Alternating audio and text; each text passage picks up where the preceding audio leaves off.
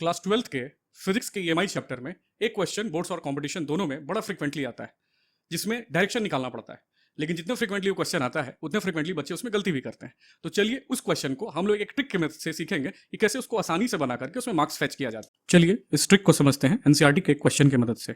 जैसा कि हम लोग क्वेश्चन में देख पा रहे हैं, एक रैंडम शेप का करंट कैरिंग वायर एक लूप फॉर्म किए हुए है और क्वेश्चन में कह रहा है कि ये जो लूप है उस लूप को हम लोग सर्कुलर फॉर्म में चेंज कर रहे हैं, यानी लूप का एरिया बढ़ रहा है और ये लूप का एरिया कुछ इस तरीके से हो जा रहा है। तो इसमें करंट का डायरेक्शन कैसा होगा? ट्रिक हम लोग जैसा कि देख पा रहे हैं, ट्रिक में कहता है कि अगर डॉट है और डॉट बढ़ता है तो क्रॉस लगेगा।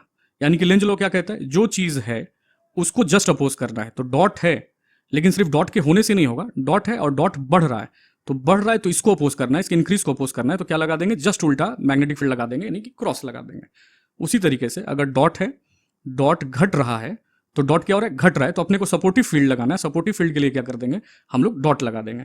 इसी का जस्ट उल्टा क्रॉस है, क्रॉस बढ़ रहा है तो आप बताइए इसमें क्या होगा। क्रॉस अगर बढ़ रहा है तो इसको अपोज करना है, हम लोग क्या लगा देंगे, डॉट लगा देंगे। उसी तरीके से क्रॉस है, क्रॉस घट रहा है तो क्रॉस घट रहा है तो उसको सपोर्ट करना पड़ेगा, यानी सपोर्ट करना पड़ेगा तो क्या करना पड़ेगा, क्रॉस है, क्रॉस घट रहा है तो क्रॉस ही लगा देंगे ताकि इसको सपोर्ट मिल जाए।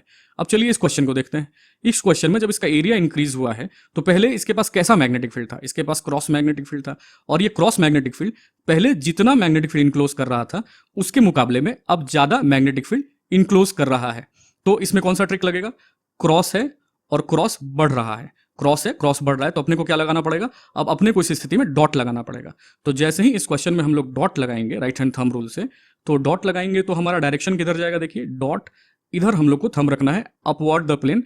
तो आप जैसे ही इस पे थंब ऊपर की तरफ रखेंगे तो आपका फिंगर कुछ इस तरीके से कर्ल होगा और आपका थंब अपवर्ड पॉइंटेड होगा डॉट की तरफ, तो फिंगर्स इस तरीके से कर्ल होगा, यानी करंट आपका इस तरीके से फ्लो करेगा। तो इसका आंसर हो जाएगा ADCB।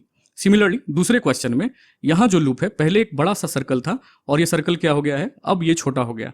तो पहले जो मैग्नेटिक फील्ड था, पहले मैग्नेटिक फील्ड था हमारे पास डॉट, और डॉट क्या हो रहा है, पहले एरिया बड़ा था अब एरिया जो है हमारा छोटा हो गया। तो डॉट था और डॉट डिक्रीज कर रहा था, तो डॉट डिक्रीज कर रहा है तो डॉट को सपोर्ट करने के लिए क्या लगाना पड़ेगा, अपने को फिर डॉट ही लगाना पड़ेगा।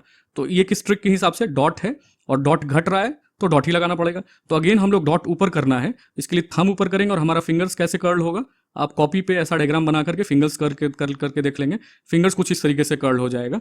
तो इसलिए इसमें भी करंट क्या होगा, ऐसे फ्लो होगा। तो चूंकि बाद का लूप का साइज ये हो गया तो आप आंसर देंगे C dash, B dash, A dash and D dash. क्या आंसर हो जाएगा, C dash, B dash, A dash and D dash.